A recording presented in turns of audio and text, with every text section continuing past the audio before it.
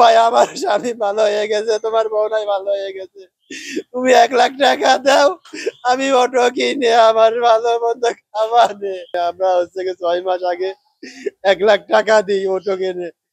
তার আগে হচ্ছে কি এই অটো কেনার আগে আমার বোন ঢাকায় নিয়ে যায়, ওরা হঠাৎ করে দেখি আমার বোন চলে আসে বাড়িতে। বাড়িতে চলে আসে কি কারণে, কয় মা কান্দেছে, তোর বোনের মাইরে ওরাকে যাইছে, তোর বোনের পাশের বাড়ির পিলারের লোকজন তাই বাসে উঠে দিয়ে গেছে। আমি কলাবাকলি তার মধ্যে আর যাইস না, তোর ওরে যাবো না, অন্য যা বিয়ে শাদী দেবো। আমার বোন রাজি হইলো। কিছুদিন পর আমার বোনের ওরা হচ্ছে গে আবার পুষলাই পুষলাই নিয়ে গেল।